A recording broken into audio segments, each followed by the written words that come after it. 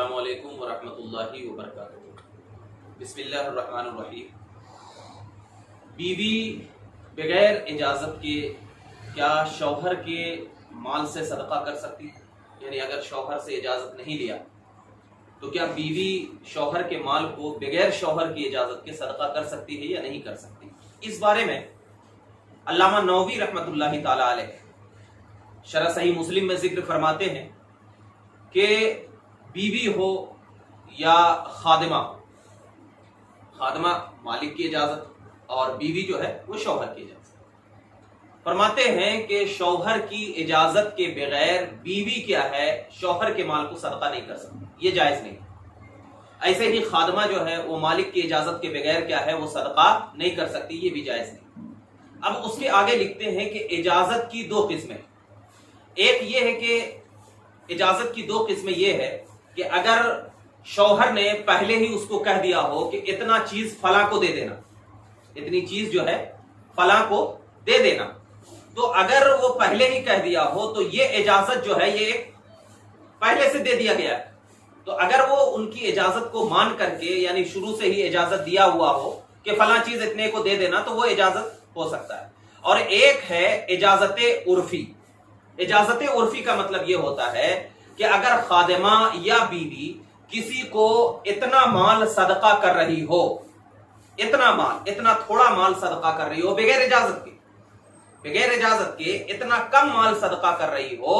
कि अगर शौहर को मालूम भी हो जाए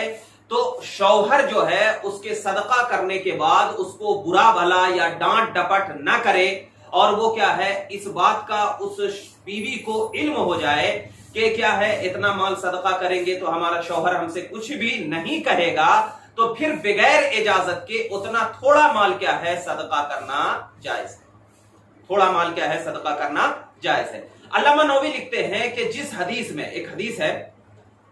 कि हजरत आयशा सिद्दीका रदी अल्लाह ताला अन्हा बयान करती हैं कि नबी पाक सल्लल्लाहु अलैहि वसल्लम ने फरमाया कि जब कोई औरत अपने घर के ताम से यानी अपने घर के खाने से उसको खराब किए बगैर खर्च करे तो उसको खर्च करने का अज्र मिलेगा और उसके शौहर को कमाने का और खाजिन को उतना ही अज्र मिलेगा, और अगर किसी को अज्र मिलने से दूसरे का अज्र कम नहीं होगा। तो इस हदीस में जो जाहिर हो रहा है कि बगैर इजाजत के बीवी जो है वो शौहर के माल को सदका कर सकती है, इस हदीस से साबित हो रहा है। तो अल्लामा नववी कहते हैं कि इस हदीस में और जो दूसरी और दो तीन हदीसें हैं कि जिसमें लिखा गया है कि आधा अज्र मिलता है, तो अल्लामा नववी कहते हैं कि जिस हदीस में यह बयान किया गया है कि बीवी जो है वो शौहर की इजाजत के बगैर सदका करने से आधा अज्र मिलेगा, तो उसमें यह बात बयान की गई है कि आधा अज्र जो मिलेगा वो उसमें शर्तें हैं। क्या शर्त है कि उससे मुराद यह है कि अगर सरीह इजाजत है,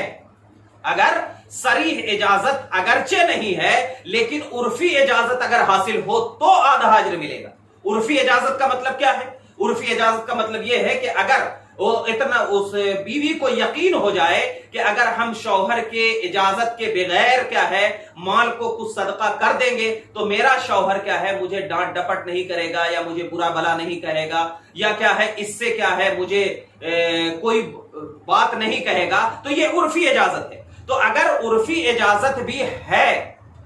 उर्फी इजाजत हासिल है तो फिर आधा अज्र मिलता है। लेकिन अगर मुतलकन इजाजत ही ना हो